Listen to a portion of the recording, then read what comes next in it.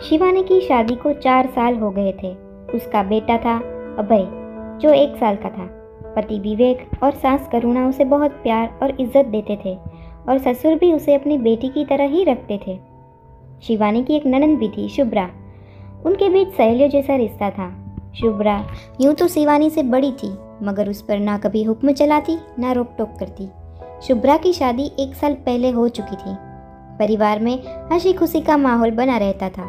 एक दिन करुणा जी उनकी सहेली के साथ बैठे थे कि तभी शिवानी ने अपनी सास से पूछा, मम्मी जी, मुझे कुछ दिन के लिए अपने मायके जाना है। अभय भी नानी नानी से मिल लेगा और माँ की भी तबीयत ठीक नहीं है। सास करुणा ने शिवानी से कहा, बेटा, अपने माता पिता से मिलने के लिए किसी वजह की ज़रूरत नहीं है और पूछते क्यों हो, केवल बताया करो।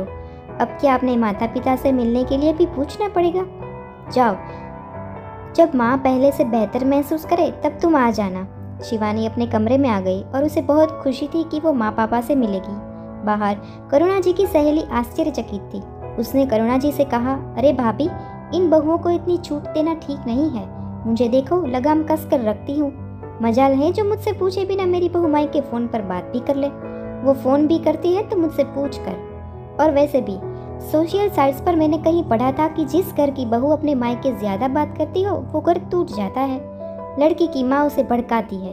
मायके की ससुराल में ज़्यादा दखल नहीं होनी चाहिए। करुणा जी चुपचाप सुनती रही और फिर मुस्कुरा दी। उन्होंने कहा, भाभी, बात बस नज़रिए की है। अगर बेटी कभी बिना पूछे कहीं चली जाए तो हम बस फिक्र करते हैं, लेकिन बहू चली जाए तो तानाशाही करते हैं कि हिम्मत कैसे हुई हमें बिना पूछे कहीं जाने की। अगर माता पिता को बेटी कभी ज़्यादा मीठा खाने से डांट देती है तो लगता है कि फिक्र करती है, और यही अगर बहू करे तो लगता है कि कुछ खाने भी नहीं देती, भूखा मरेगी। और बहू को भी अगर माता पिता कह दे तो रोक टोक करे तो उसे फ़र्क नहीं पड़ता, लेकिन यही काम अगर सास ससुर करे तो बुरा लगता है। उसे लगता है कि उसकी आज़ादी छीन रही है। बात केवल नज़रिए की है भाभी। अगर आप 4-5 दिन तक कहीं नहीं जाओगे, घर पर ही रहोगे तो कोई दिक्कत नहीं, लेकिन अगर कोई कह दे कि घर से बाहर नहीं निकलना तो हमें लगता है कि हमें बेड़ियों से जकड़ा जा रहा है और फिर हम बाहर जाना चाहेंगे। घर एक जेल बन जाएगा। बहू के हर काम को हम अपने घर की इज्जत के साथ जोड़ देते हैं। उसका उठना, उसका बैठना, खाना पीना, सब पर हमारी नज़र होती है। हमारी सोच बन चुकी है कि बहू बेकार होती है, और बहू की भी सोच बन चुकी है कि सास बस सास होती है।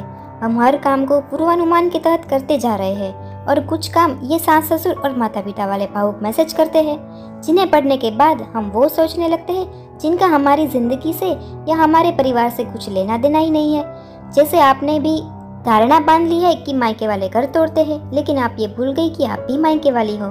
कोई माँ अपनी बेटी का घर नहीं तोड़ती। तोड़ना होता तो बसाती ही क्यों? चलो तुम बताओ, क्या तुम दिन में एक बार अपनी बेटी से बात नहीं करती? क्या भड़काने के लिए करती हो? नहीं ना, तुम्हें बस उसकी खैर खबर लेनी होती है। भाभी, जब हम खुद अपनी बेटी से रोज बात करना चाहते हैं तो बहू को किस तरह से रोके? और सोचिए, अगर यही बातें आपकी या मेरी बेटी के ससुराल वाले सोचे तो हम बात करने को और मिलने को तरस जाएंगे। माँ अपने बच्चे का घर कभी नहीं तोड़ती। वह तो हर रिश्ते की नींव होती है, और ये नींव कच्ची नहीं, मजबूत है। बहू को बेटी की तरह प्यार करो, तभी वो हमें माँ का सम्मान देगी, और बहुओं को भी अपने सास ससुर को माता पिता का स्नेह देना चाहिए। लेकिन ये तभी संभव है जब दोनों तरफ से पहल हो और अधिक उम्मीदें हम ना लगाए। इंसानों से इंसानों वाली उम्मीद लगानी चाहिए, देवी देवताओं वाली नहीं। करुणा जी की सहेली चुप थी। तभी करुणा जी के मोबाइल पर शुभ्रा का कॉल आ गया और वो मुस्कुराने लगी। करुणा जी की सहेली भी बेसब्री से जाने लगी। आज उन्हें अपनी बहू पर बहुत प्यार आ रहा था। बस इतनी सी थी ये कहानी। आशा करते हैं कि इस कहानी से सभी का नज़रिया बदल जाएगा।